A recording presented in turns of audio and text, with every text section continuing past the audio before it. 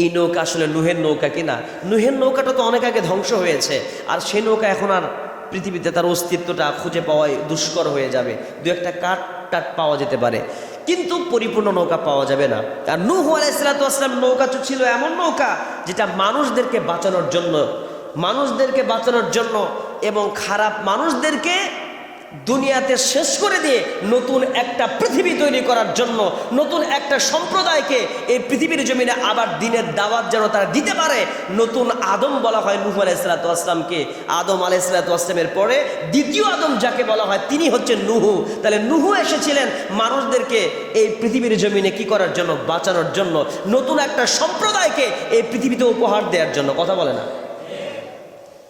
কিন্তু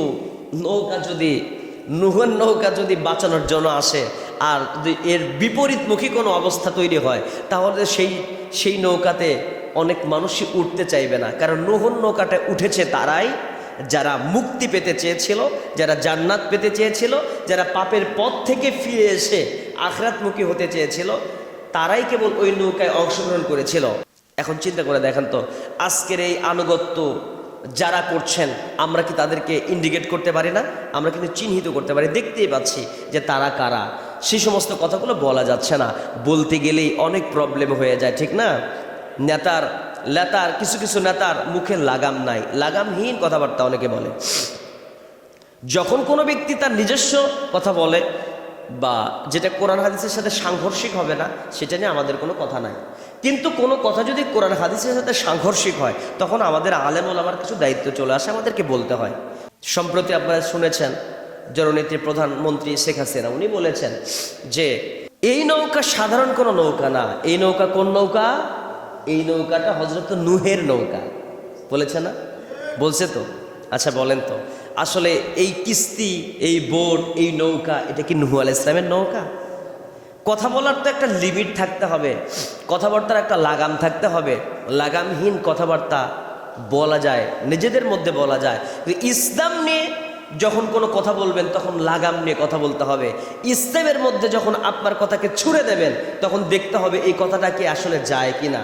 নূহের নৌকাটা তো অনেক আগে ধ্বংস হয়েছে, আর সেই নৌকা এখন আর পৃথিবীতে তার অস্তিত্বটা খুঁজে পাওয়াই দুষ্কর হয়ে যাবে। দু একটা কাঠ টাট পাওয়া যেতে পারে, কিন্তু পরিপূর্ণ নৌকা পাওয়া যাবে না। আর নূহ আলাইহিস সালাম নৌকা ছিল এমন নৌকা যেটা মানুষদেরকে বাঁচানোর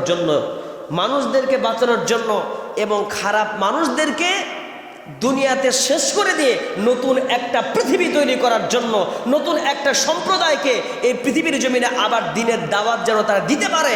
নতুন আদম বলা হয় নূহ আলাইহিস সালামকে। আদম আলাইহিস সালামের পরে দ্বিতীয় আদম যাকে বলা হয় তিনি হচ্ছেন নূহ। তাহলে নূহ এসেছিলেন মানুষদেরকে এই পৃথিবীর জমিনে কি করার জন্য? বাঁচানোর জন্য, নতুন একটা সম্প্রদায়কে এই পৃথিবীতে উপহার দেওয়ার জন্য। কথা বলে না? কিন্তু নুহের নৌকা যদি বাঁচানোর জন্য আসে আর যদি এর বিপরীতমুখী কোনো অবস্থা তৈরি হয়, তাহলে সেই নৌকাতে অনেক মানুষই উঠতে চাইবে না। কারণ নূহের নৌকাটা উঠেছে তারাই যারা মুক্তি পেতে চেয়েছিল, যারা জান্নাত পেতে চেয়েছিল, যারা পাপের পথ থেকে ফিরে এসে আখিরাতমুখী হতে চেয়েছিল, তারাই কেবল ওই নৌকায় অংশগ্রহণ করেছিল।